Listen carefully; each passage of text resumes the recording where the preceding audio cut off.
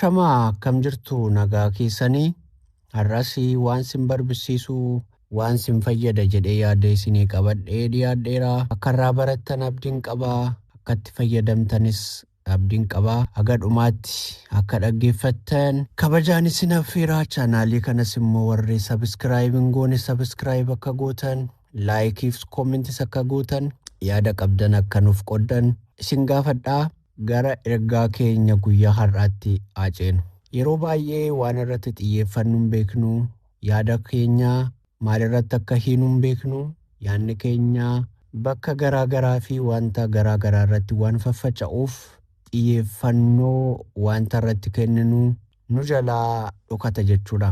Kanaaf waan barbaachisu irratti xiyyeeffadhu mata duree jedhu irratti guyyaa har'aa yaada bareedaa isinii qooduun barbaada.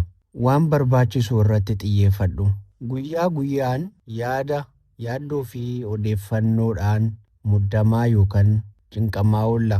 Garuu daandiin nagaa seerri bu'uuraa waan hunda to'achuu hin dandeessu waan barbaachisaa ta'e irratti xiyyeeffadhu kan jedhudha. Waan barbaachisoo kana irratti xiyyeeffachuu akka dandeenyuuf barnoota ijoo 4 akka armaan gadiitti isinii qabadhee dhiyaateera.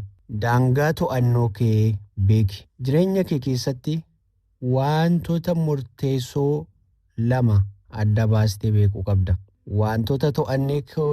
Wantoota to'annoo kee jala jiranii fi yookaan gochaa fi yaada to'annoo kee jala jiranii fi wantoota to'annoo keetiin ala ta'an fakkeenyaaf yaada namoota biroo fi waa'ee waan darbee garaagarummaa jiru adda baasanii beekuun baay'ee barbaachisaadha jechuudha.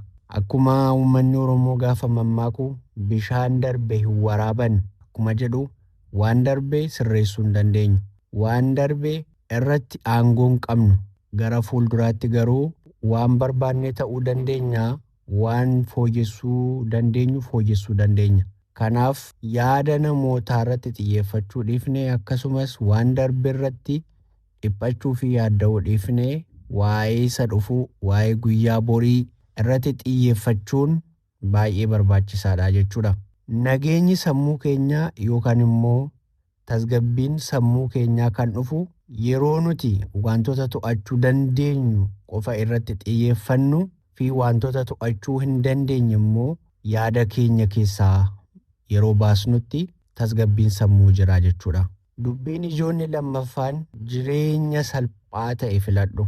Kana jechuun garmalee waan ta'e tokko barbaaduu waan sana immoo argachuudhaaf fiiguun asiifachi fiiguun qisaasummaadha. Wantoota jireenya keetiif baay'ee barbaachisoo ta'an muraasa adda baasuudhaan humna kee anniisaa kee yeroo kee wantoota sana irratti kennii isaan irratti xiyyeeffadhu. Dubbiin ijoon inni sadaffaan yeroo amma siif kenname kana jiraadhu. Jireenya kee keessatti yeroo amma jiraachaa jirtu kana guyyaa amma jiraachaa jirtu kana saatii amma jiraachaa jirtu kana daqiiqaa amma jiraachaa jirtu kana sekoondii amma siif kennamee afuurfachaa jirtu kana gonkumaa deebitee hin argitu. Kaleessa kee keessa deemtee jiraachuu hin dandeessu. Borummoo akka jirtuu fi akka hin jirre wanta beektu hin qabdu. Jiraachuu kee kan beektu garuu yeroo ammaa kana keessa yeroo ammaa kana akka jiraachuu qabdu baay'ee ofitti himuu qabda. Wantoonni guutuu danda'u wantoonni guutuu dhiisuu danda'u garuu jiraachuun waan guddaa ta'eef yeroo ammaa kana yookaan immoo Ingiliffaan present moment isa jedhamu jiraachuu danda'uu qabda. Yaaddoon keenya irra caalaan isaa immoo kan dhufu wanta darbe gaabbuu yookaan gara fuulduraatti ceenee waa'ee egeree yaadda'uu irraa madda. Garuu humni keenya dhugaan gochaa amma fudhattu keessa waan jiruuf har'a akka gaariitti jiraachuudhaan milkaa'ina boruutiif bu'uura guddaa kaawwachuu dandeessa jechuudha. Amma sammuun kee yoo tasgabbaa'e malee waa'ee boruu karoorsuu hin dandeessu guyyaa har'aallee gammadaa ta'uu hin dandeessu. Kanaaf yeroo ammaa jiraachuun baay'ee barbaachisaadha.